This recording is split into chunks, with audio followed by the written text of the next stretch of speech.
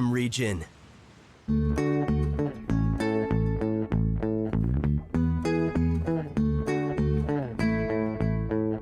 All right, ladies and gentlemen, good evening.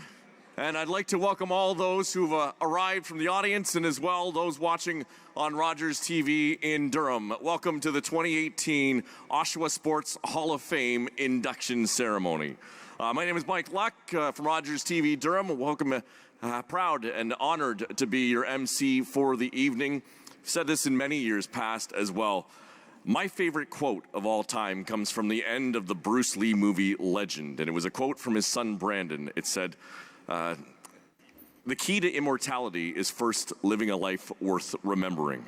Tonight, we immortalize 5 athletes and into the Oshawa Sports Hall of Fame to be remembered forever for incredible accomplishments in sport. Among them, well, great connections to the Oshawa Generals, and it's almost like an Oshawa Generals alumni evening here tonight as well. Right behind this stage is the door to the Generals dressing room here at the Tribute Community Center. On the wall printed there is once a general, always a general, and that will certainly be a theme for this evening as well. To start, I'd like to call upon Gary Minnix and Leanne Wilson to introduce this year's male and female recipients of the Oshawa Sports Hall of Fame Annabelle Stevens Academic Scholarship Awards.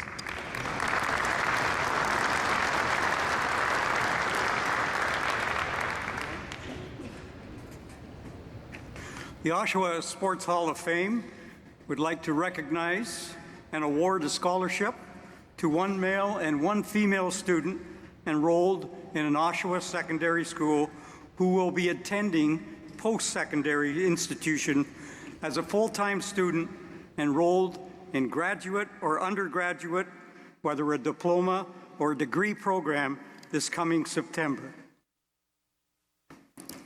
The scholarship is intended to assist a competing athlete who balances the demands of post-secondary education and the demands of training. This year's male recipient is, the envelope please, Mr. Mitchell Brake.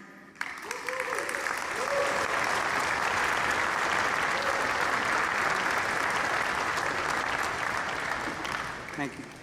Mitchell currently attends grade 12 at G.L. Roberts High School in Oshawa, where he is maintaining a 94% average while balancing his football commitment. Mitchell has been accepted to the University of Toronto in their 4-year engineering program. He's also signed on with the University of Toronto's football team, the Varsity Blues, for the next 4 years while obtaining his Bachelor of Engineering. Mitchell commented on his application that in order to succeed in life, your best effort must always be maintained. With this positive mindset from balancing sport and academics, Mitchell is a worthy recipient of the 2018 Male Oshawa Sports Hall of Fame Annabelle Stevens Academic Scholarship. Here, Mitchell.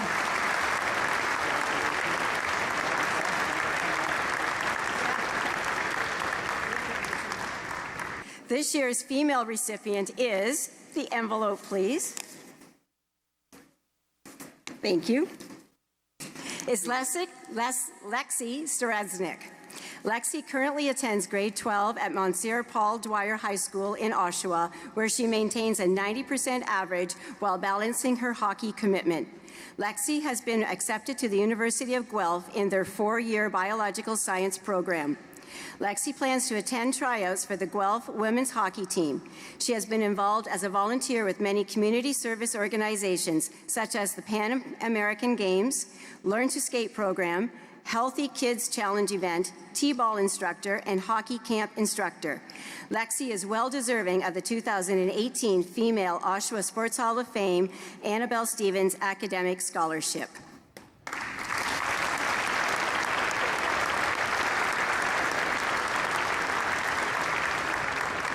Now, ladies and gentlemen, it's time to begin our induction ceremony. Please welcome Liaison Rick Kerr.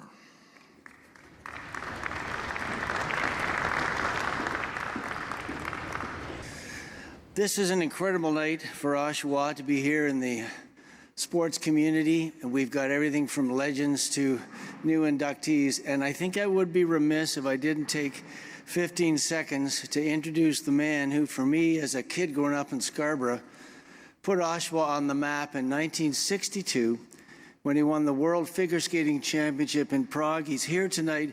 Put your hands together for Mr. Donald Jackson. Stand up, Donald.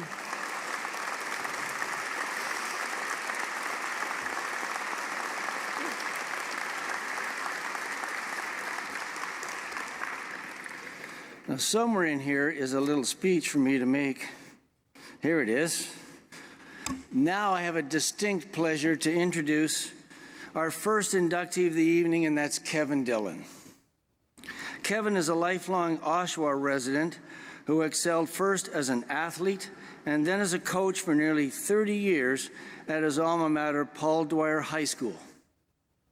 An incredible career. For a more detailed look at Kevin's accomplishments, please cast your eyes towards the giant video screens at either side of the stage, and after that, we'll welcome Kevin Dillon.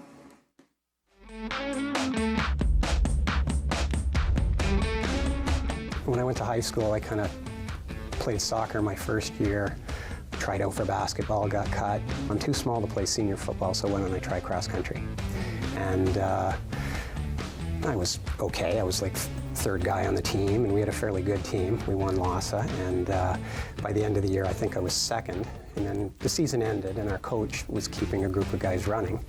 So I thought, well, I've got nothing else to do. Why don't I just keep running a little bit? And then just all of a sudden, bang, bang, bang, I was really good at it that grade 11 year. That was a huge breaking out point for me. I was the sixth qualifier, the last qualifier on the Canadian team. And then we got over there. Weather was terrible, conditions were terrible. I was second Canadian, 8th overall. Like, it was huge. I figured if I ran really well, I'd be 40th. I'd had a few offers at schools, and I thought, I don't know that I'd go there. I think I'd rather stay up here. And then, kind of after World Cross Country and then winning offs, and things just kept getting better and better for me. In between there, before the National Juniors, I was third at the Commonwealth Games trials as a senior. So all of a sudden, I was like, pretty good prospect. And I went to a couple of schools that I really liked at that point. And then that was when I kind of decided I'd go. And then Villanova was just, they had a great record of developing milers in particular. Coaching was a lot of fun, especially when you got kids that were kind of motivated like me and progressed like that. And like I said before, I just love the big game. So, when you're in competitions as a coach with athletes that have a chance to come up really big, that's a big kind of adrenaline boost as well.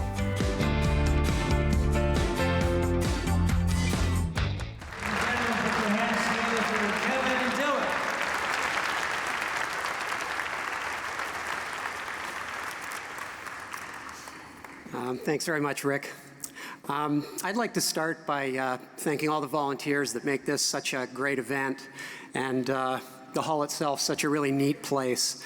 And I'd especially like to thank Morley Davidson for all his efforts in preparing my nomination, and Rick as well for navigating me through this process for the last few months. I'd also like to congratulate all the other inductees, Paul, Rob, and Scott. I have very fond memories of seeing you all play hockey. Paul and Scott coaching and playing together with the Generals, and Rob playing with the Generals later on with a student I used to teach, Dale Craigwell. And finally, Paul, I still enjoy seeing you on Sportsnet, very much so, and I miss you when we're down in Florida. Is there a tiny bit of a hockey theme here? Actually, truth be told, if I had my choice, I'd be here for hockey too. But a hat trick in the C division at Art Thompson doesn't quite make the grade. I was very fortunate to have grown up in Oshawa in the 60s and 70s. I was born at Oshawa General Hospital. I grew up on Elizabeth Street, just north of the shopping center, where we played hockey, football, soccer, every night pretty much till the lights came on. Our parents even allowed us to ride our bikes to go fishing at Lynn's Shores. My parents, while very supportive, could really have cared less whether I played sports or not. However, Gary Vaughn, who was my best friend at the time, signed up for sports, so I got signed up as well. I played hockey, softball, soccer for Fernhill Park or St. Mary's, and baseball at Nipigon and Knights of Columbus Parks. Harmon Park Arena and the Civic Fields opened during this time. I was reasonably good at sports, but I was never one of the best. Even in elementary school, I think I only made the track team once or twice, and I didn't show any gift for distance running at all. I was never the best at the 12-minute run in early high school. However, I can say that when one of the dads on Elizabeth Street offered us a quarter to the winner, whoever won the race around the block, just to get rid of us, I think I won more often than not. Dwyer represented a world of opportunities when I arrived. I played soccer in grade 9, football in grade 10, as I mentioned in the video, and ran track each spring with limited success. It was only the fact I was too small to play senior football that I ever considered going out for cross country. I just wanted something to do after school. It was a perfect storm when I started running seriously. Dwyer had a good team, had an excellent head coach, Joe Pender, and a coach training partner, Gary Rinaldi. The Civic Dome opened and saved us from the weekly winter bus trips to run indoors in Toronto. There was a Sunday morning running group at Durham College monikered the Durham Fitness Club. Tony Backler, a staff member at Durham, had permission to use the facilities, and Roy Barand, the city clerk at the time, would prepare refreshments and run an informal library of his personal running books and magazines.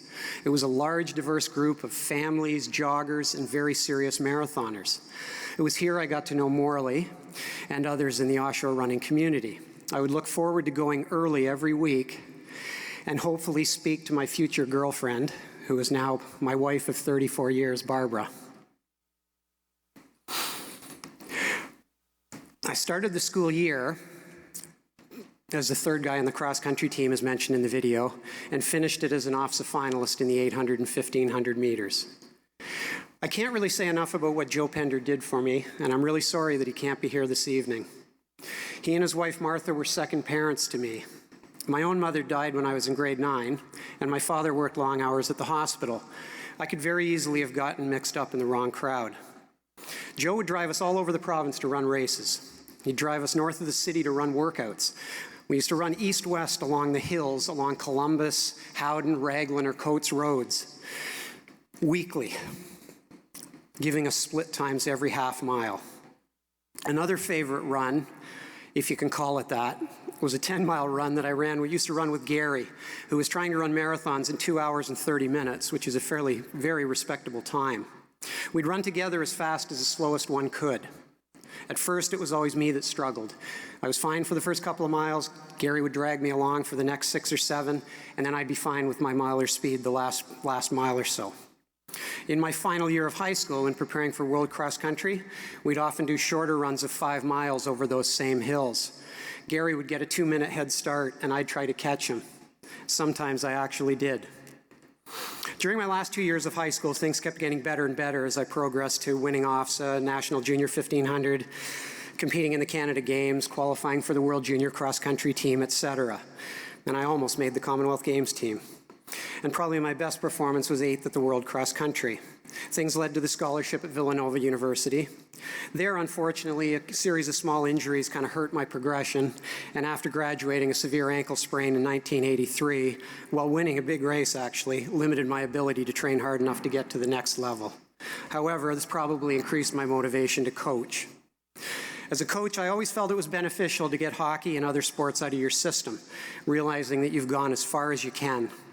To be a good distance runner, you really have to run every day, and that includes running outdoors when it's 2 degrees Celsius and raining. Not fun. This theory worked for my 3 children. The boys, Marcus and Eric, who are here this evening, both progressed into running from hockey and both competed in the NCAA, Marcus at Wake Forest and Eric at the University of Missouri. However, my daughter Katie, who is now teaching in Hong Kong and unfortunately can't be here, was good enough in hockey and to go on to the University of Western Ontario, where she was an OUA silver medalist and the team MVP. I learned a tremendous amount about coaching from Joe. Little things like mental motivation, relaxing under pressure, mainly because you were properly prepared, focusing on opportunity as opposed to worrying about the risk of loss, and realizing there's nothing better than a 1-0 game, a close race. I was fortunate to have coached a number of outstanding athletes, but it's not only those that I remember most, it's those 1-0 games. It's easy to remember Matt Hughes winning several championships and big races, but it's more his second place finish at OFSA cross country that I remember. Others include teams that won when they weren't expected to. Matt, you were one of those. Phil Scott winning the OFSA 1500 over someone who'd beaten him in every 1500 that season. Geneva Winterink winning her first cross-country race of the season at OFSA. Ethan Henry winning an OFSA bronze medal when he could barely make the team in grade 9. Joe Dion and Nigel Ray placing first and third at OFSA cross country, and then both going on to make the Canadian junior team. Kind of like the year Dale Craigwell and Chris Snell made the Canadian junior hockey team. And Rob, you should have been there as well. And others that aren't as high as profile. Louis Arbour, fourth at OFSA cross country when his best performance was 68th. Erin Mahar running 5:45 for the 1500 when she'd never been within 30 seconds of that. Joe Doherty, a student with Down syndrome, whom some of you may know because he works across the street at the Oshawa Clinic, running races without stopping. And Dan Tynan, another physically challenged student, finishing OFSA cross country with several able-bodied runners behind him. And there were many fun times too. We always had a lot of banter as we ran in groups on easy days with co-coaches Doug, Steve, Krista, and the kids, catching up on gossip, finding out who the good and bad teachers were. A few that come to mind, stories, not bad teachers. A relentless friendly teasing of Rick Foley as he confidently told us he'd be playing professional football one day. He only ran cross country because there was no football at Dwyer those years. Well, he came within a few cuts of making the Seattle Seahawks after a Grey Cup win and being the most outstanding Canadian in the CFL. I'd take a good bet there isn't another athlete that's got an OFSA cross country medal and a Grey Cup ring. He actually has 3 of the Grey Cup rings. Or another time while 6 of us are heading south on Thornton's Road in deep conversation, snow piled up both sides of the sidewalk, we see an older gentleman walking towards us. We separate into single file to pass. However, Charlotte Farquharson, the most polite student on the team, girl on the team, misses the memo and slams right into this guy, knocks him right into the snowbank. Would have made Rock'em Sock'em. She gets up, doesn't apologize, catches up with the running group. After we realized the guy was okay, we laughed about it. And from that day forward, she became the focus of our relentless teasing. I also thank Gord Banks, a longtime teacher and coach at O'Neill Collegiate, for teaching me how to run a track meet. First walking me through it step by step, and eventually just helping in whatever capacity he could. We worked with Gord in 1993 to bring OFSA to Oshawa, and applied all of that knowledge to bring OFSA here again in 2013. A great opportunity to show off the outstanding facilities we have here in Oshawa. I feel privileged to do the same with the current conveners. I'd be very remiss if I didn't thank my beautiful wife for her patience allowing me to be as involved as I was, as the house became a mess and the garden went undone every spring and fall. All those dandelions in our lawn, dear, are still due to those days. Thanks for not divorcing me. And finally, as time leaves you with nothing, mister, but boring stories, thank you for listening to mine. And thank you to the selection committee for this honor. I will always be a proud Oshawa resident.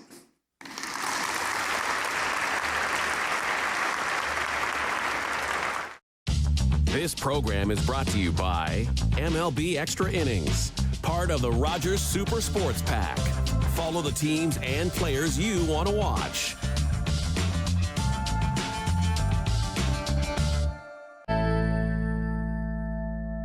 Now please welcome Liaison Wayne Daniels.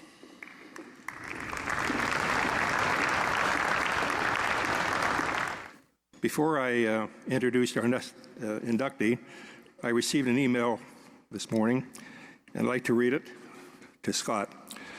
Although we are not able to join you tonight, we wanted to send you our best wishes and congratulate you on being inducted into the Oshawa Sports Hall of Fame. As your siblings, we could share many stories and memorable events with your community, but that would take up most of the evening.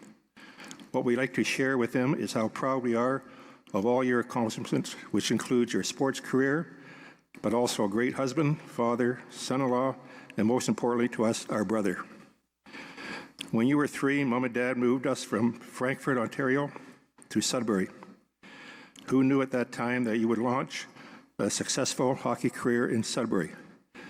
Leave home in your mid-teens and eventually end up planting your roots for the long term in Oshawa. We love following your career as an Oshawa General. It brings back memories of when we listened to the Oshawa General games on the radio with the play-by-play of the LSD line as called by Paul Romanuk. And whenever your team came to Sudbury, North Bay, or Sault Ste. Marie to play, there was always a family member there to cheer you on.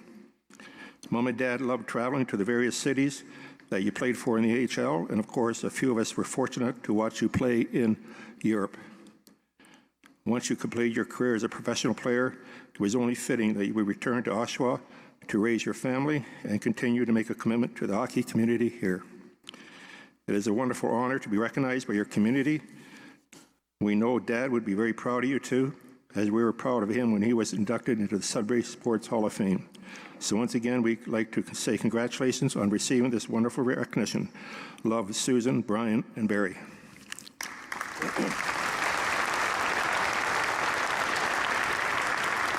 And for our next, we can watch the 2 videos on both sides and get a good rundown on Scotty.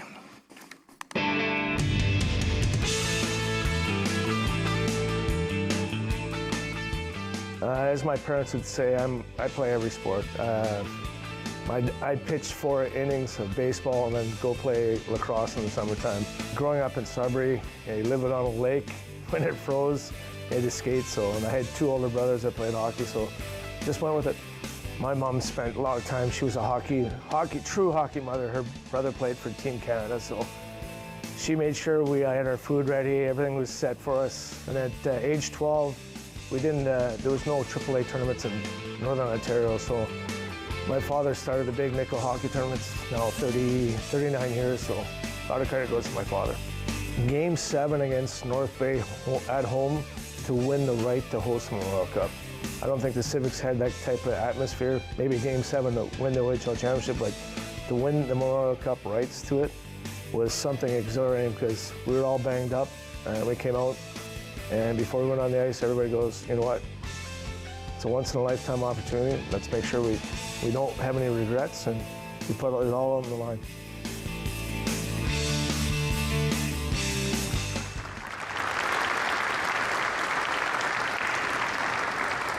Ladies and gentlemen, our next inductee, Scotty McCrory.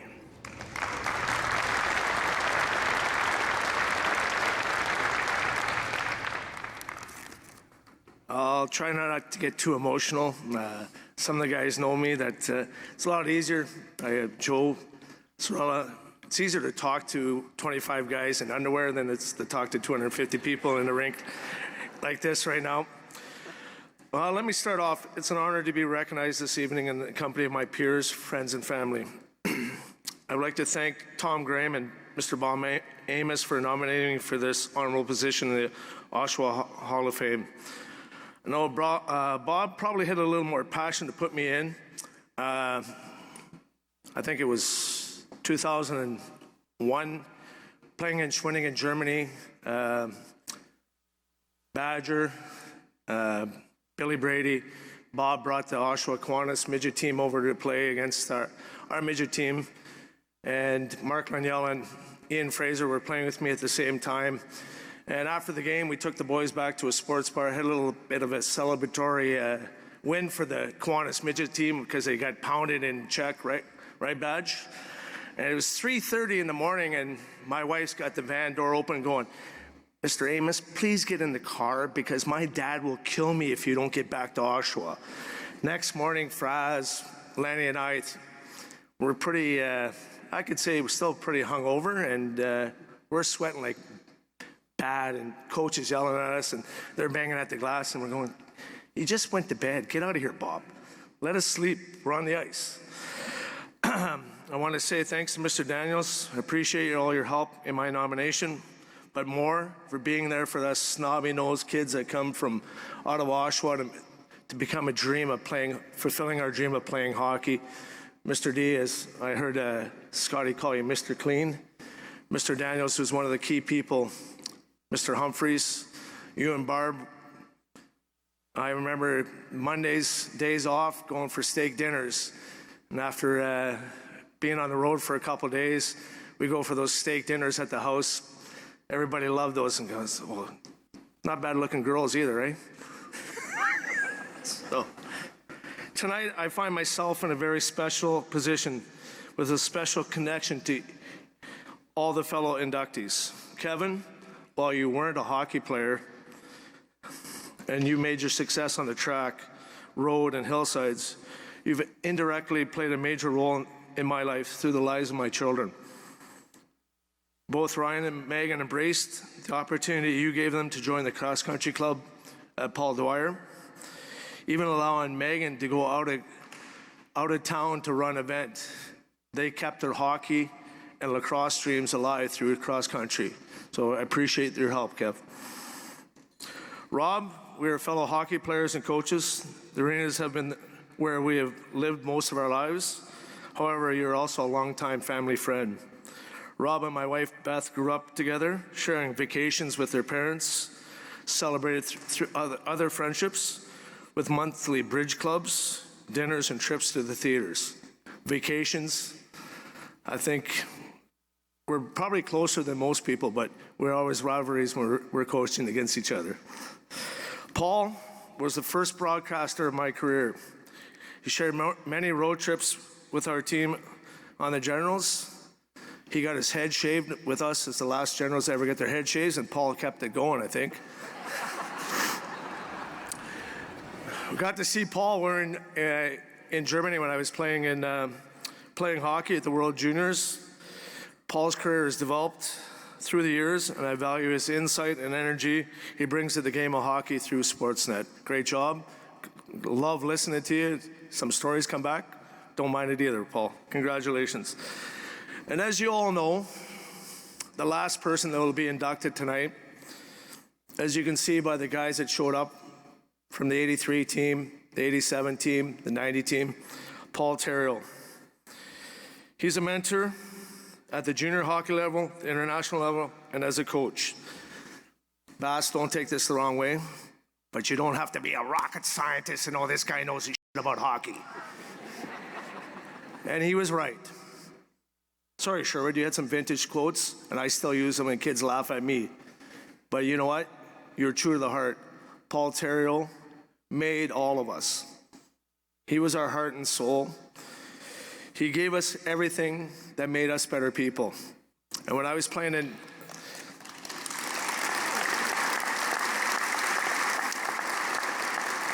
He showed you if you had desire, discipline, and dedication, you would become a great hockey player, but you would become a better person. And as the Oshawa Generals say, once a general, always a general. But as under Frankie J., Sherwood Basson, Paul Theriault, and Mr. Humphreys, they made you better people. And that's why certain guys are in the Hall of Fame, because they made us better people. The Oshawa Generals are the marquee organization. And it's all because of the gentlemen like that, but especially because of Paul.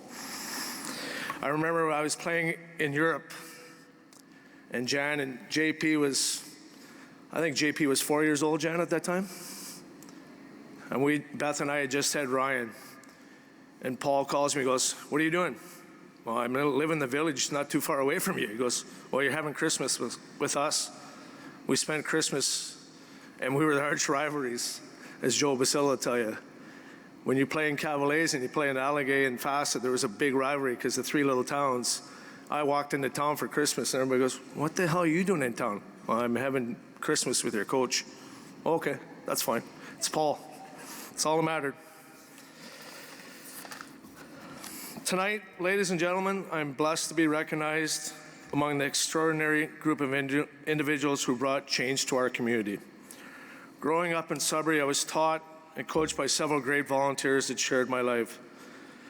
The two biggest keys in my development as an athlete, as most guys say, are their mother and father. They provided me with the opportunity and the desire. As Mr. Daniels just said, a little note from my brothers and sisters. I was the youngest of 4, 6 years difference between my next brother. They used to bug me because my mother had a wall of fame in our living room with my pictures from minor hockey through pro, and in the corner was a little table with everybody else's pictures. But when my parents traveled, my whole family traveled. Here's probably a really great story. We're playing North Bay in the Super Series, and it's Game 4, and we beat North Bay, I think it was 5-2, standing outside with my mom and dad and my sister and my brother and my brothers and sister-in-laws.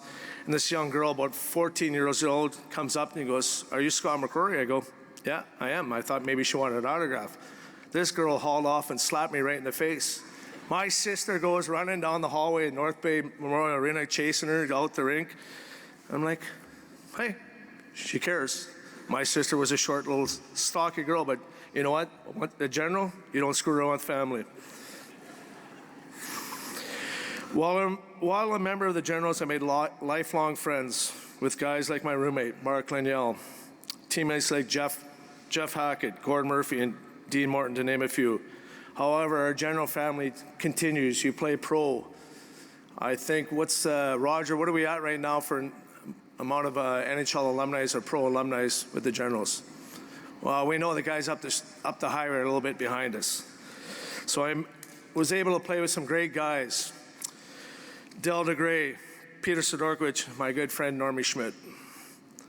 I'd also like to thank my second set of parents. Coming from Sudbury, I was a cocky kid that thought he was going to score 40 goals as a 17-year-old. Sandy and Graham Croucher, thanks very much. My baby sister Jeanette, who's not a baby anymore, is a big tall lady, and her brother Michael. They took care of us. As you as Norm will tell you, when you come from Northern Ontario, you come to the big city of Oshawa, you go, oh, not used to this. But they kept us grounded. They took care of Mark and I, and you know what? They allowed some things to happen that shouldn't happen. Paul only called once for curfew in my house, and Sandy came running out, "Coach is here. It's New Year's. Yeah, he wants to talk to you." All right. One of my fondest memories was the night we beat North Bay to host the Memorial Cup. The atmosphere in the old Civic was electric. Even when we pulled in the parking lot, lots of fans were cheering us going down the runway to the dressing room. I got to experience this with my own son Graham 2 weeks ago in Chilliwack at the RBC Cup. The Wellington fans met our bus, and I started to cry, and people were like, "What are you crying for?" I'm like, it reminds me of my time here in Oshawa.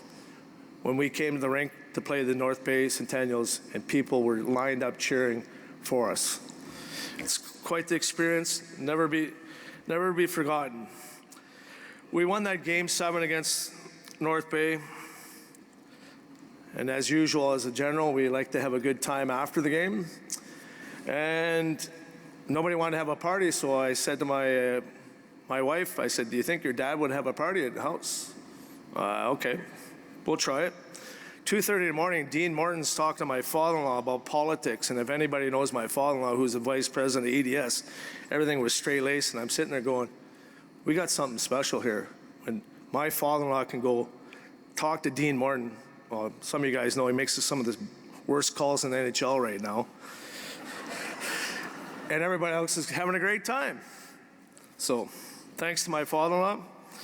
2 days later, we got to go play Kingston. Paul will remember that. We win the right to host the Memorial Cup, and we got to continue to play for the OHL Championship. We come home at 1:30 in the morning, and there's 350 people in the old Civic lined up to buy tickets for the Memorial Cup. I go up to my brother-in-law. Well, let me first. I hung up my equipment properly in the room. Otherwise, Chettle would have threw my equipment in the shower. Right, guys? You either play by the rules or Chettle takes care of you. I said to my brother-in-law, I go, "What are you doing?" He goes, "I got to buy as many tickets as I can to the Memorial Cup because you guys are loved in this town, and I'm going to start selling them." How we do, John? You make any money on that one? Yes? All right. A little bit. My experience playing pro provided me with the fortitude to navigate the world of coaching. On the bench, I carry with me the mental toughness of Ken Hitchcock, the intestinal fortitude of Dave Tippett, the fun aspect of Randy Carlisle, and the respect of Larry Plow. However, everything I do in coaching comes back to one man. That's Paul Theriault. One of the things I'd like to start here tonight, we have some city councilors here. It's kind of ironic. That space is open up there. Up top, my son was drafted by the Theriot Peets. I got brought into the Theriot Peets Lounge, Alumni Lounge. How about City Council, along with the Oshawa Generals alumni, builds a Paul Theriault Lounge up in that corner? What do you think, guys?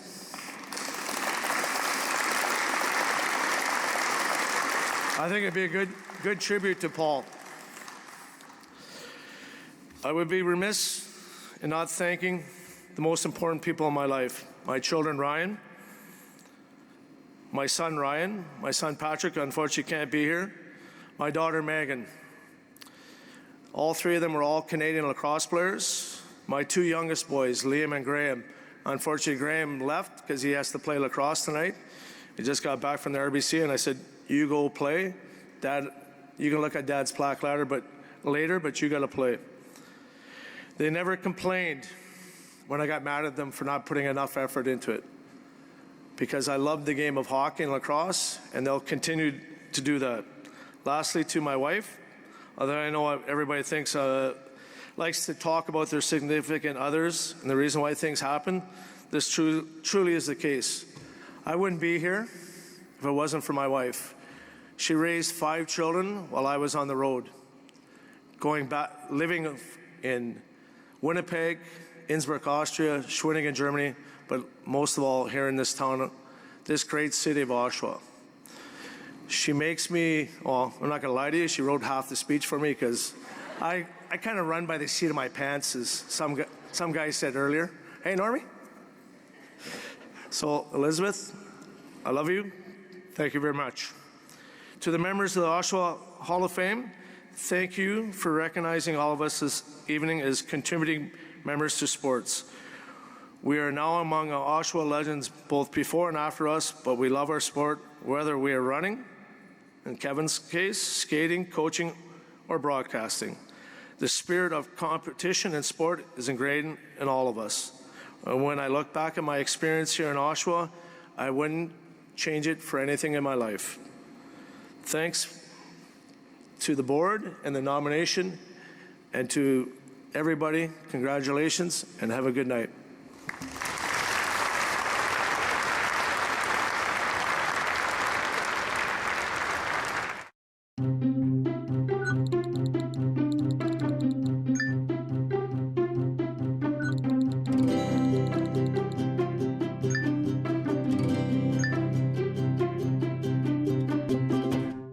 Please welcome Liaison Jim Lutton.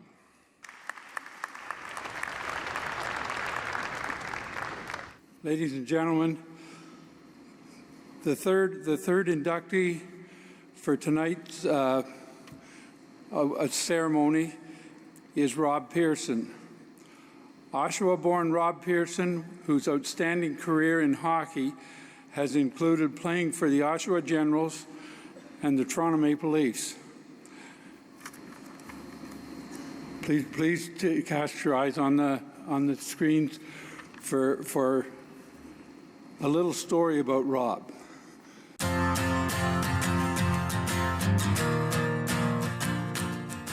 When I was 7 years old, my dad asked me if I wanted to play hockey, and I said no. I truly said no. I didn't want to be a part of it.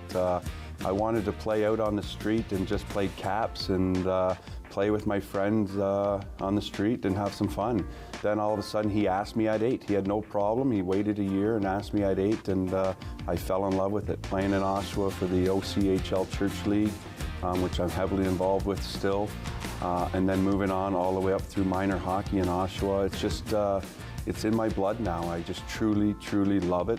The first 2 years with the Toronto Maple Leafs, we went to the semifinals. I was a young man, learning with all these veteran hockey players. Pat Burns was teaching, and just watching these guys develop as men, and I was just following along in their footsteps. And to go back-to-back semifinals in Toronto, the atmosphere that was in Toronto was just fantastic. At the time, the Blue Jays were doing fantastic, and I just think it was a great opportunity for me to watch and learn, and I really enjoyed my first couple of years there in Toronto. As I grew through hockey, I really understood that it's not just about me, it's about my team, it's about my coaches, it's about my managers. We did this together as a group, and by the time we played midget and won the championship, I think I really learned that lesson and realized that. And you know, that's one major thing I try and teach everybody. If we're happy for your teammate to score, if we're happy for your teammate to make a great defensive play, goalie to make a great save, if you're truly happy for that player, then we're a better team for it.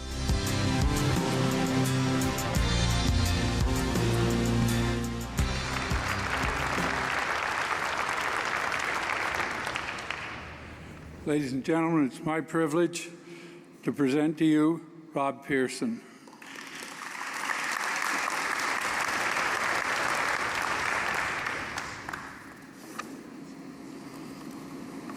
Thank you so much, Jim, for the introduction. It is an honor and a privilege to be here this evening, and I'm truly humbled by it. I want to thank the Hall of Fame Induction Committee for recognizing my accomplishments and for putting together such an amazing evening. I'd also like to spend a special thanks to Jim Lutton for all your hard work and for all your help navigating me through this process today. Thanks, Jim. I'm among great company with those being inducted tonight and those who have come before me. Chetto, Wayne and Jeff Daniels, Dale Howarchuk, Eric Lindros, Kevin McClellan, Dale DeGray, and many more. And there's many more tonight. I also want to extend my congratulations to my fellow inductees, Kevin Dillon, Scott McCrory, Paul Romanuk, and Paul Theriot.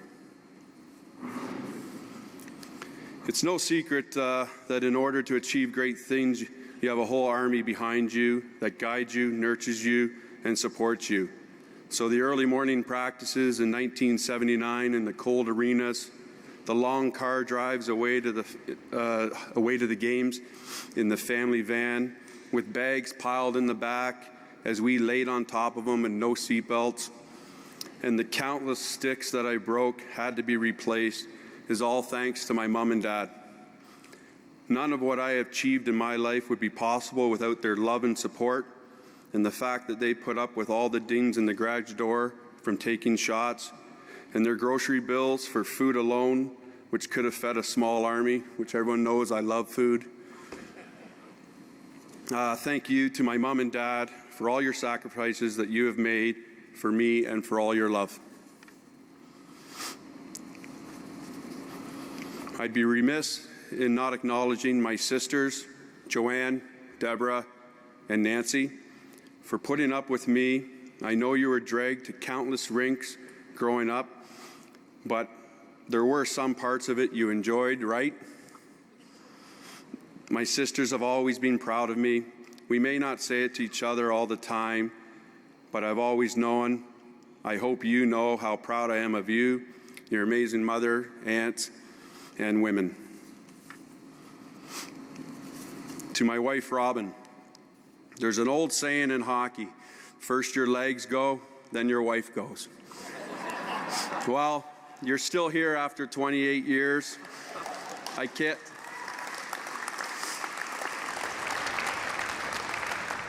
thank you enough for everything you do for me, for Luke, our family. I know it's been a crazy ride. We've moved all over the world, sometimes never knowing where we're headed next. But through all the craziness, the good, the bad, you've always been there. Thank you for everything. And yes, guys, I did overachieve, and this is our night, Raw. To my son, Luke, I don't think words can ever express how much love I have for you and how watching you grow, teaching you, and sometimes you teaching me. Coaching you in hockey as the best I can in a position that I truly don't know much about. If you don't know, he is a goalie. They've been the greatest moments of my life, and I'm in awe of you. Of all the awards, trophies, accolades I've received, you are my greatest accomplishment.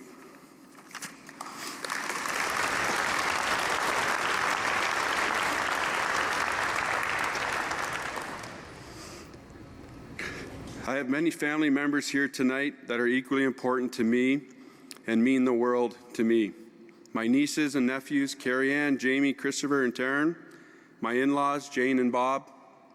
My stepmother, Joan, and my brother-in-law, Bob. And also a good friend who seems to be always there for me, Paul Wilkins. I started playing hockey when I was 8 years old. By today's standard, that's almost unheard of. It was House League, North Minister, and the OCHL, which are here tonight. Thank you for coming. My dad had asked me when well, sorry, you already saw that. I'll pass on that. I played in a time when if you wanted to excel, you worked hard. You worked at home shooting pucks at your garage door. There wasn't extra ice, off-ice training, yoga classes, everything that's happening today. But the game has changed in many ways for the good. But what hockey has given to me taught me is commitment, teamwork, respect, accountability, team spirit, drive, and initiative. I hope it has taught my son and all the young men that I've had the privilege of coaching the same. I've had every kind of coach throughout my life. Some were tough, some were relentless, some pushed me to the brink. One in particular was a combination of all those things that helped me reach my potential, and that man was Gilly Hughes. I wish Gilly was still here today so I could be able to tell him that he was the most influential coach I've ever had.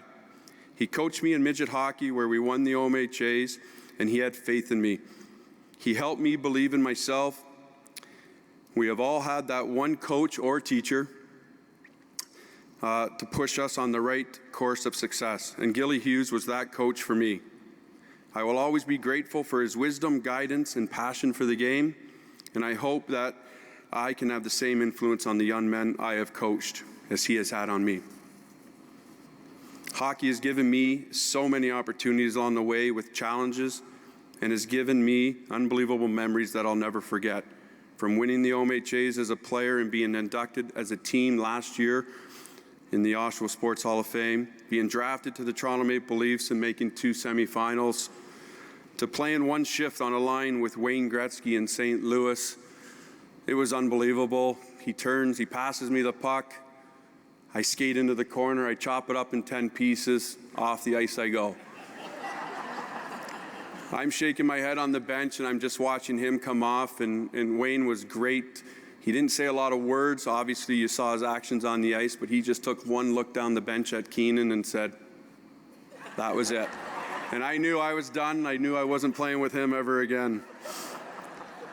I'm sure it wasn't as magical for him, but for me, playing on his line was fantastic for one shift. Not everyone gets to say that.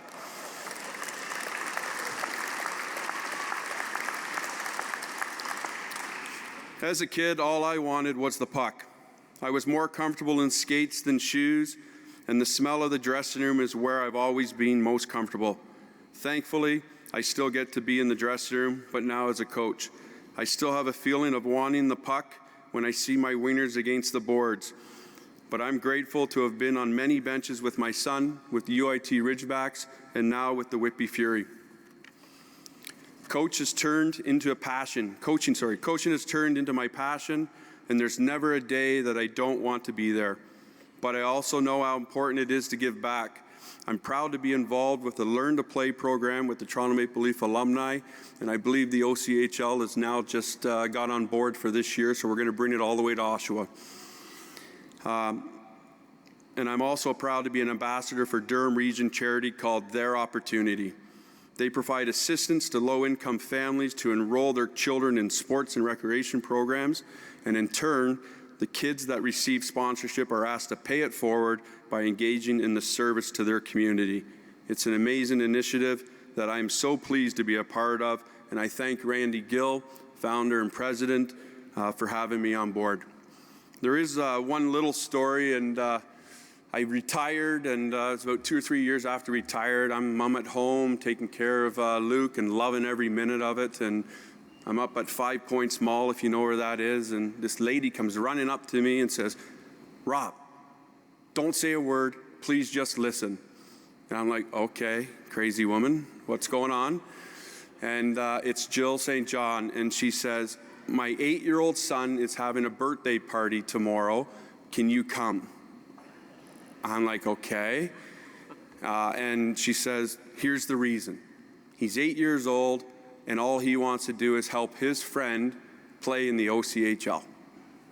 And I said, I'll be there. So I came. Next thing you know, she's got 40 or 50 kids, and they put 2 kids through the OCHL that year. And today, Jake Moore is now still working today as Dimes for Times with Randy Gill at their opportunity, and he is a young man.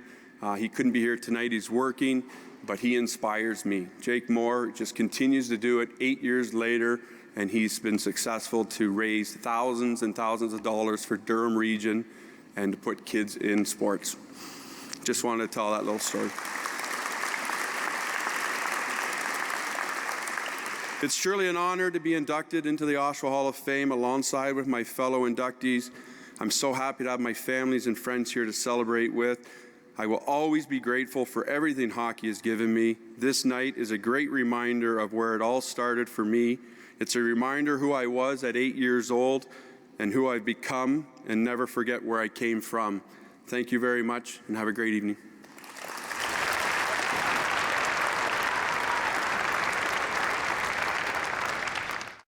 I'm Eric Marchand, host of Cinema Scene, and on the June episode, film critic Dave Voigt and I recommend some of the best movies of the year thus far. But wait, there's more. An interview with Oscar winner Mary Steenburgen on Book Club.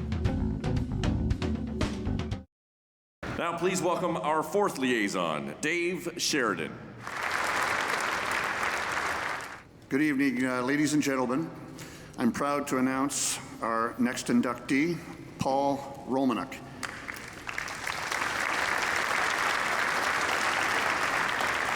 Oshawa native, sportscaster, and writer.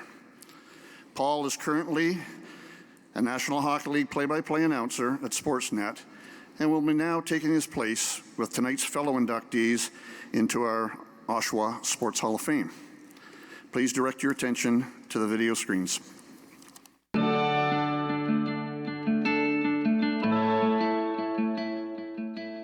When you lived in Oshawa, on a Saturday night, this was back in the days of antennas. There was no cable, there was no satellite. If you aimed it east towards Peterborough, you got Channel 12 and you got the Montreal Canadiens game with Danny Gallivan and Dick Irvin. I was like, I want to do that. Puck gets it across, Matthews scores! Bullseye! There's not a game that I do where I don't sit down in the booth and put the headset on and sit there and think about how lucky I am to be able to do something that I love doing and get paid for it. Certainly a big one would be calling the Memorial Cup winning goal in 1990. Rangers. Off the boards, can't get it out. Armstrong shoots, score! Bill Armstrong's seeing eye shot from the left wing that found its way to the back of the net. It is over! You're supposed to be objective when you're a national broadcaster, but I'd be lying if I said that there wasn't a little part of me that was going, yes, when the Oshawa Generals won the Memorial Cup and I got to call it. Wilson, Kuznetsov, up, Ovechkin scores!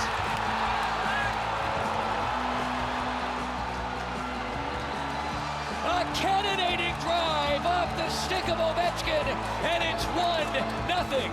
As a Canadian, Hockey Night in Canada is the ultimate. For if you're a Canadian hockey play-by-play broadcaster, that's the show. And I remember the first time I did a game on Hockey Night in Canada on CBC. It wasn't that long ago, it was 4 years ago. And Saturday night, it was a Vancouver Canucks game, and I got up to the booth, and I was by myself just for a minute. I get to the games earlier. And I sat there, and I just, I thought, wow. Can't believe this. It's Hockey Night in Canada, and I'm doing this.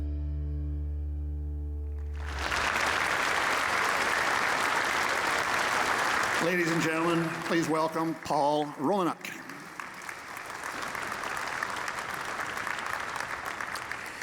Thank you very much. What a special night, and what an honor to go in with this group. It's funny, how things sometimes work in your life when I look at my fellow inductees and I see how my career and life has intersected with theirs at various times. Paul Theriot was the head coach of the Oshawa Generals during the years that I was in Oshawa doing the games on CKAR. He was an innovator. He was ahead of his time.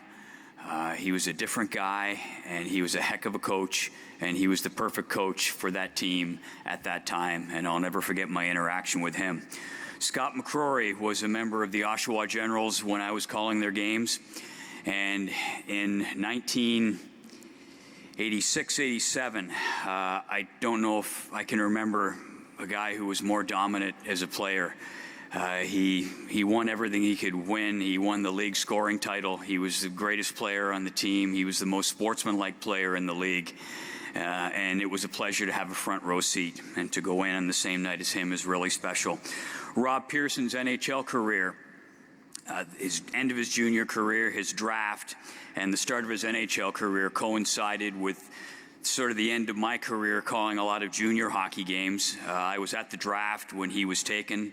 I interviewed him, as I recall, and then I was calling NHL games when he started in the NHL, and I'll never forget how proud I was as a fellow Oshawa person, and all of you, how proud we were of you, Rob, to see you playing, wearing the blue and white for those 3 seasons. It was incredible, and it's funny again how the paths crossed. And even Kevin Dillon, who I never had the pleasure of meeting until this occasion, I ran distance and cross country at G.L. Roberts back in my high school days. And Kevin, even then, you were a legend. I can remember my high school track and field coach talking about your exploits. I only had the chance to see you run once. It was at a LASA meet, I believe, over at the old Civic Fields, and I witnessed firsthand the famous Dillon kick at the end of the race where he left everybody behind. I'd like to thank Dave Sheridan, who introduced me and was the gentleman who walked me through this entire process. Dave, thank you very much. And I'd like to thank Wayne Nimmergon, who's sitting back there. Wayne is the gentleman who nominated me, which is special in and of itself. But what makes it really special is that Wayne and his lovely wife, Bella, and their family lived around the corner from my family in the south end of Oshawa, and my mom used to babysit his kids. And all these years later, he nominates me for this honor. So Wayne, thumbs up, and thank you very much. It's such a special honor to me for so many reasons. One, first and foremost, is because it's my hometown. I was born here. I was raised here. I developed my love of sports and my love of broadcasting here in Oshawa, mainly in and around a house in the south end on Skugog Avenue. I played Park League hockey for Lake Vista. We were a hell of a squad. I played games at the old Children's Arena, Harmon Park Arena. I played baseball at Lake Vista Park and the Diamonds in and around the city. And I played a ton of road hockey with people who are still very dear friends to me. My pal Dave Gilbert, who went on to be one of the first color commentators who I worked with many years later. My old pal Tim Clark. We played a lot of road hockey, and that's kind of where I started doing play-by-play. Dave would be at one end of the road, the ice, and he would pretend he was Johnny Bauer, and he would call the game as Bill Hewitt. Shots good. That's my best Bill Hewitt. I would be at the other end, pretending that I was Ken Dryden, which is a stretch. Ken Dryden's 6'4", I'm 5'8", but you work with the cards that you're dealt with. I'd pretend I was Ken Dryden, and I would call the game as Danny Gallivan. And that's kind of where it all started in terms of my play-by-play aspirations. And in that little house down there in the south end, I collected hockey cards like every kid my age, and I kept scrapbooks, and I would write little game stories after watching the games on TV. And as I mentioned in that video, the thing that really clinched it was on Saturday nights, analog technology, before the days of satellite dishes and cable, you had an antenna to pick up the signal for the games. And if you were really posh, you had a rotor on your antenna so you could aim it whatever way you wanted. And on a Saturday night, you would aim it towards Toronto, and you would get the Leafs on CBC with the great Bill Hewitt and Brian McFarland doing the games. But if you aimed it towards Peterborough, you got Channel 12 in Peterborough, and you got Danny Gallivan and Dick Irvin and the Montreal Canadiens. And I'll never forget sitting there watching those games. And to me, Danny Gallivan, my broadcasting hero, was every bit a part of those Montreal teams as Guy Lafleur, Steve Shutt, Doug Risebrough, Ken Dryden, Scotty Bowman. I could go down the whole list for you. And I listened to Danny, and the cadence in his voice and the words he used and the way he described the game made me, a 10-year-old kid, watch and go, that's what I want to do for a living. And I was encouraged and nurtured by two wonderful parents and also by two teachers who had a great impact on my life. They're both here tonight. Frank Jay, who's better known as a scout but was a fantastic teacher, saw his way clear to allow me to call floor hockey games from the stage of Lakewoods Public School in South Oshawa. And Doug Clark was later a teacher of mine at Lake Vista, and he was somebody who always encouraged me to chase my dreams and that I could do it if I worked really hard. Another reason that Oshawa is very important to me and why this is so significant is because I got the first real break of my career in Oshawa from a gentleman by the name of Mark Orton, who is also here tonight, who worked at that time for a radio station called CKAR. And as the story goes, I was doing games for the Toronto Marlies while I was going to Ryerson. And I was doing them for the campus radio station, which didn't have a lot of power. I believe the transmitter was powered by something the size of a sewing machine engine. And if there was a stiff breeze blowing from the west, you could almost pick up the signal in Pickering. But whatever the case was, Sherry Basson happened to be listening to the game one night, and he heard me. And he mentioned to somebody on the Marlies, Roger Lajoie, when he ran into him, and he said, yeah, that kid you've got doing the games, he sounds pretty good. And Roger said, well, he goes, you know what, he's from Oshawa. And Sherry, being competitive as always, even more so back then, said, well, what the hell? Why is he doing their games? He should be doing our games. So Sherry gets on the phone, and sure enough, I get a call from CKAR, the radio station. I said, well, would you like to come and do color on the games with Mike Inglis, who was a fine broadcaster? And I said, well, I can't because I'm still going to school and I'm doing the Marlies games. So they said, well, why don't you come out on Sunday nights and do color on the games on Sundays? Because back then, that was Oshawa's big home night, was the Sunday night game. So I took the GO train out on Sunday nights and did the games. And then that big break I was talking about happened when I graduated in 1984 and Mike Inglis left to pursue another job. And Mark Orton offered me the job of being the play-by-play voice of the Oshawa Generals. And that was a dream come true. And I can remember sitting up in that booth the first game I did at the old Oshawa Civic Auditorium and looking down at the seats where not that long ago I had been sitting looking up at broadcasters who I admired, Bob Burr, who was the voice of the Oshawa Generals, Jim Gilchrist and Mike Inglis, who I mentioned earlier, who was a great broadcaster, and sitting there and going, man, I can't believe that I'm doing this. And that was my first really big break. And the other big intersection of Oshawa and me you saw was the 1990 Memorial Cup Final, where the Oshawa, 28 years ago this month, that game took place. Double overtime against the Kitchener Rangers. Bill Armstrong, seeing eye shot from the left side. We all thought Scott Lewick had deflected it, found its way to the back of the net, and that's one of my easily top 5 moments in my broadcasting career. And I'll never forget it. And again, that makes this so special. There are so many people I could thank, and if you'll indulge me, I'd like to thank just a few. First of all, professionally, I've worked with so many talented people and great color commentators over the years. One of them is my dear friend Gary Green, who I worked with for many years at TSN. And another is another very dear friend and fine broadcaster, Greg Millen. Both great guys. Sorry about the Peterborough connection.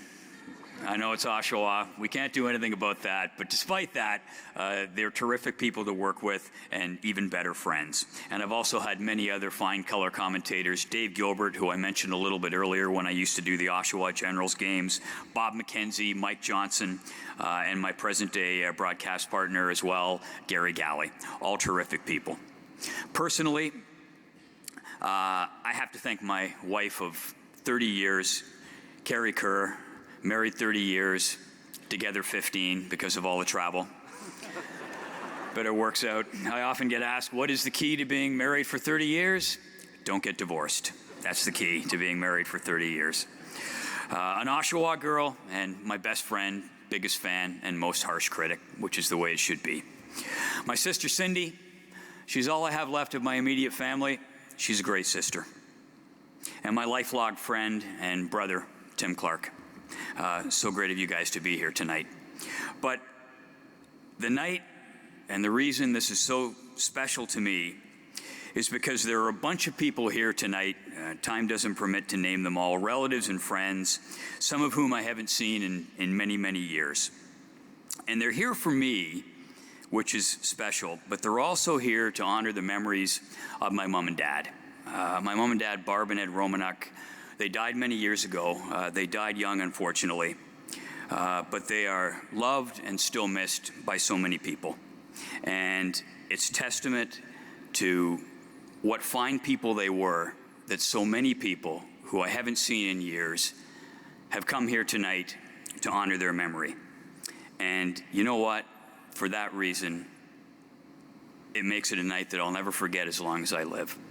And thank you to all of you who came. Congratulations to everybody else, and thank you very much for this terrific honor. Have a great night.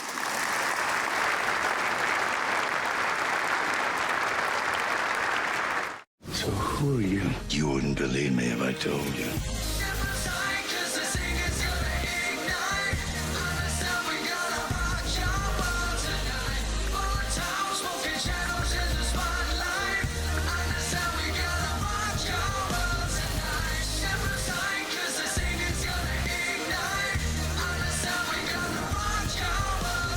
Seems you have a choice.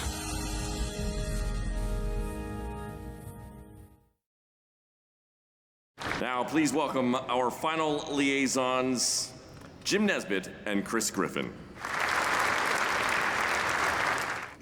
Good evening. They gave me a script. That was an error. I would like to thank Griff for walking me through my first year on the board and for being a liaison. I'd also like to thank Frank J. because he made numerous phone calls, contacted all kinds of former players and friends to be here for Paul. And speaking of that, if you are a teammate or an associate of Paul in any way, shape, or form, could you just please stand up? If he coached you, if you played with him,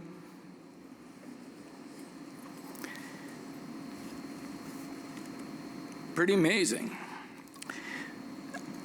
I saw some emails, I've heard some talk, and there's a mistake in the script because it describes Paul as a coach, but everything that I hear says he was a teacher first and a coach second, and I think most of you would agree with that.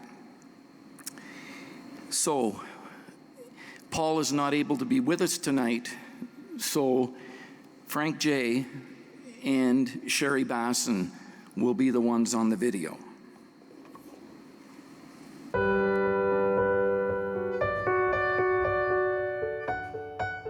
Paul was really ahead of his times, and he cared. The people talk about analytics today. He was into all that. They made fun of him about his clipboard. Everybody's got a clipboard now. He brought in conditioning that we never really had organized, specific conditioning of every single player. He made tough decisions for what he thought was right for the team. His passion his passion for the game, his passion for the kids, his passion to teach. He believed in learning, not a yeller and a teller. I know a lot of coaches that are yellers and tellers. He was into teaching and learning and responsibility. You know, we all have sensitivities, and I think they quickly realized that he had their best interest at heart, and that he was for them, and that if they wanted to buy into what he was telling them, he would make them better, not only as players, but as people too. He instilled on us that, you know what, we're a family. You work hard, we'll take care of each other. Make sure you go to school, because there's always life after hockey, and not everyone's going to be a superstar. We beat the Sioux in the finals to win the OHL championship 4 straight. You know, everybody jumping and all the celebration and stuff. The parents that were there were waiting, and almost to a person, they came and shook his hand. They came and shook his hand, and yeah, that's the respect you get. Sometime later, alone in the office, I went over and gave him a big hug. It's got to be a special moment. And he said, "It is, and I love you."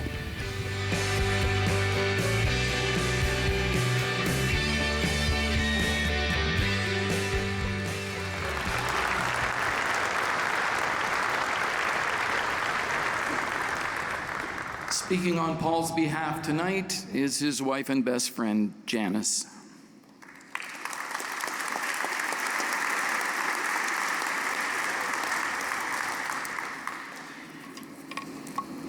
Good evening.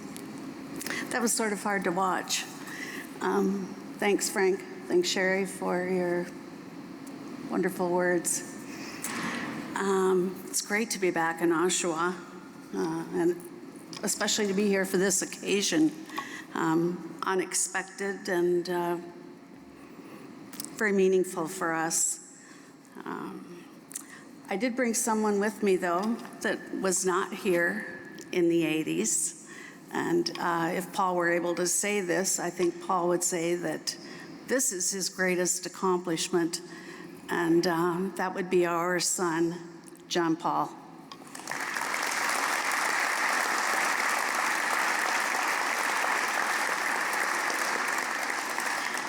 He was not with us here in the 80s. However, he did get his start at our little apartment on Colburn Street in Whitby in March of '89, I think, after an extended road trip. So Whitby will always be special to us, and I apologize if I embarrassed you with that, JP, but he was here. He just didn't get to experience all of it. I'm honored to be here. I'm honored to speak this evening on Paul's behalf, and I know that there's nothing greater than he would like to be here, but he's unable to do that. But for us, that decade was by far the most memorable and meaning time ever in hockey. We truly appreciated our time here. The hockey elsewhere was never more exciting, never more fun.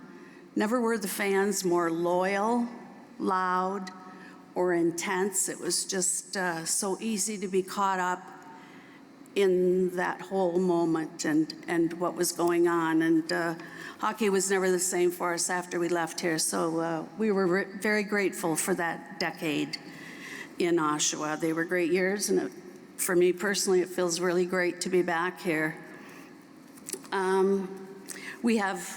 There are many memorable times here. Some I could say about late night phone calls with players and whatnot, but I won't point anybody out on those. But there is one memorable occasion that stands out to me. The Civic Auditorium, if you were here at that time, it was an old building. Paul had a tiny, tiny little cubby office. You could maybe fit three people in it. But after a game and chewing all the gum and the whistle and whatnot, Paul would go down to that cubby and light a cigarette, maybe do an interview, just kind of calm down. If you knew Paul well, you knew that he was a very laid-back kind of guy. He loved to laugh. He did not take anything very seriously other than hockey. So sometimes I didn't go down to that office after a game because I knew that it probably wasn't a good idea. But many nights after a game, Paul would go to the Jade Garden to visit with the Chow family, have a bite to eat, and of course have a few cold Canadian beer. This particular night, I want to say it was after a Super Series, or it was after a fairly big thing, because we all went. The players were there alike, management, everyone was there. Paul was one of the last ones to arrive, and he was also one of the last ones to leave.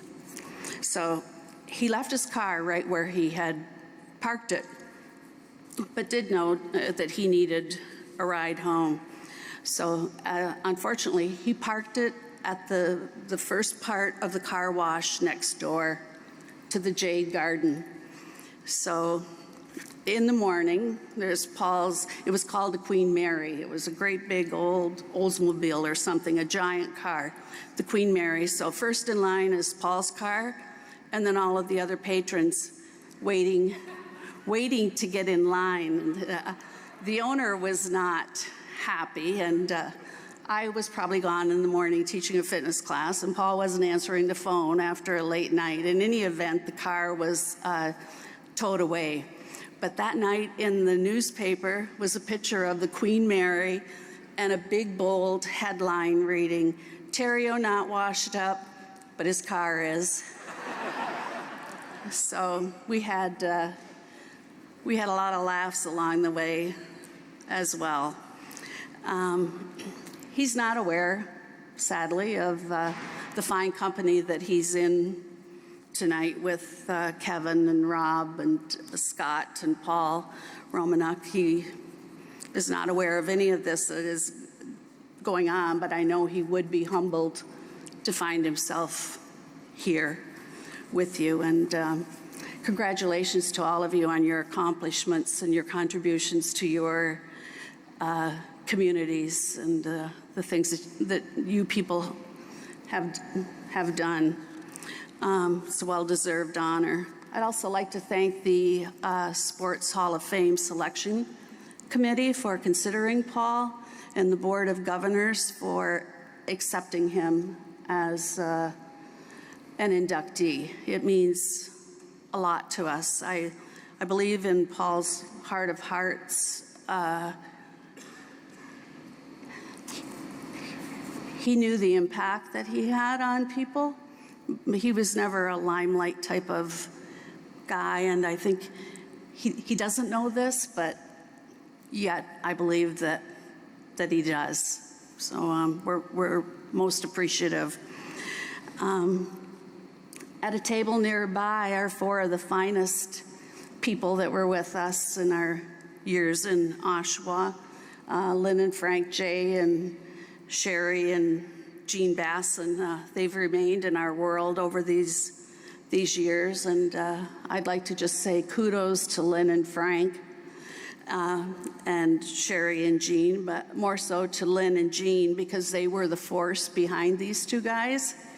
You didn't hear that often, but those that were close always knew. Frank would find the talent that came in as rookies, and they developed into bona fide Oshawa Generals. Frankie, I would say, is a man of honesty, integrity, and extreme loyalty. He has been a great friend to us these past few years, and I'm very grateful for that friendship. And Sherry, I'm going to try this too, since a couple of other people did. Listen, let me tell you something. You probably did not expect me to say that, but I had to try.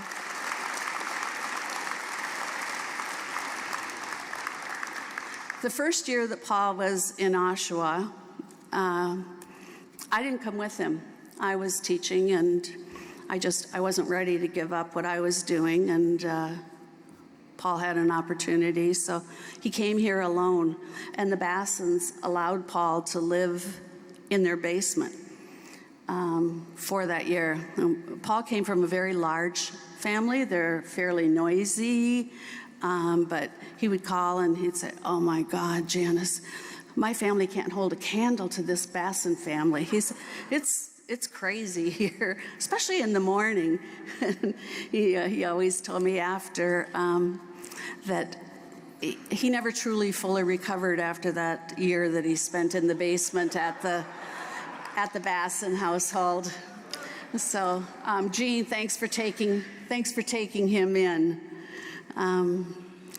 If Frank found a player and Paul helped develop him, Sherry was surely the maestro with that. He managed the Generals with endless energy, an all-consuming passion, and I would say unrivaled intensity. They were a formidable threesome, yet they had the most fun. They were like three little boys when they could play, and then did their job when it needed to happen. It was everything here in Oshawa at that time, I think, was copacetic from the top on down. Paul is often described as being unorthodox. It's the perfect description for him. He is not, he is his own man. He's lived his life the way he wanted to live it, and he has a lot of peculiarities and eccentricities, and he was unorthodox. So in 1979, he was a recently fired coach. He was long-haired, he was long-bearded, and he was just a young man looking for another coaching job. I don't think that he was anything that John Humphreys was actually looking for from his appearance. But I think John had a real open mind, and he took a chance on him, and it was the beginning of a beautiful relationship. Barb and John and their daughters gave us a family, treated us as family, took us in. They gave us a decade that was pure joy. Paul gave them a couple of league championships, many thrilling games, and 2 almost Memorial Cups. Thanks, John. I would like to take just a moment to address Paul's health, because I know many of you are unsure or wonder what is going on with Paul. The diagnoses are traumatic brain injury, but it basically, the neurologist thinks, stemmed from an injury at Lake State when playing hockey. He never played hockey again after that injury at Lake State, and so his brain is going to Boston Research, to Boston University, and hopefully it will help others somewhere along the line. There are a couple of guys over at this table that actually played with Paul at that time, perhaps on the ice with him even, and I'm very grateful to see your faces here, guys, and we love you. And I know there's no place Paul would rather be than having a beer at that table with you. So thank you so much for being here this evening. Paul's dementia is progressive, and he is following that pattern. He's not able to be here this evening in any capacity, nor does he know this is taking place, but he is very well cared for in a small Finnish rest home in Sioux, Ontario. If there is contentment in that state of mind, I think that's where Paul is. I think he is content most of the time. That's very helpful to family. There are moments that bring us intense joy. and there are moments that are very, very painful. But not too long ago, on a good day, Paul looked at me and with a lot of clarity in his speech said he thought that we should have a baby. So he looked at me and he then said, he asked me how old I was. And I told him I was 67. And he responded, lots of time. So the things that were of value to Paul at any time in his life still are what's important. His family, his friends, his faith. But he's a different man than you would remember him if you saw him tonight. But I think it's really great that you will remember him, particularly the players, as you knew him, because he still is that man.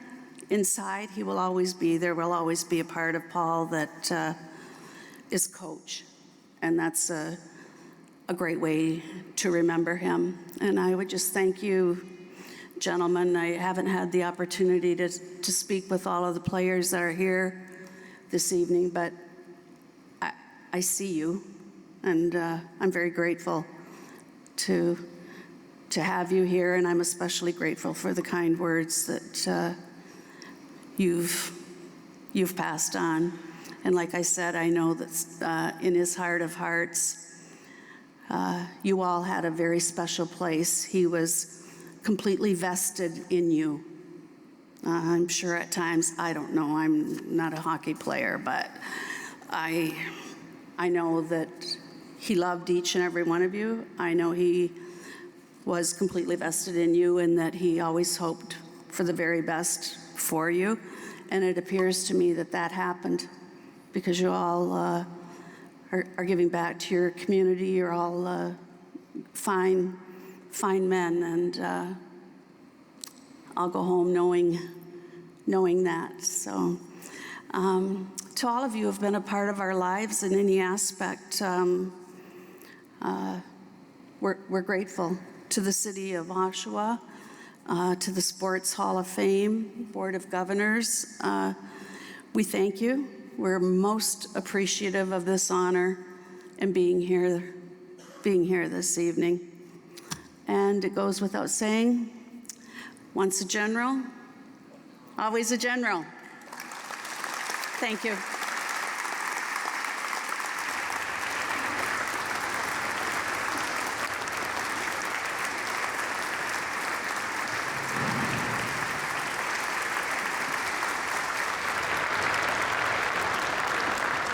Well, on behalf of the Oshawa Sports Hall of Fame, I want to thank you for attending this evening. We hope you've enjoyed tonight's activities. This now concludes the official program, but please, of course, feel free to stay and mingle with the fellow inductees, or if you haven't had the opportunity to view the Hall of Fame plaques, we welcome you to do so. At this time, I'd like to call on Chairman Al Densham for a final comment from the chair. Well, can I get a round of applause for our MC tonight? Thank you, Mike. Great job. On behalf of the Oshawa Sports Hall of Fame, I thank you all for coming, and we hope to see you all next year at our 34th anniversary induction ceremony and fundraising dinner on the last Wednesday in May.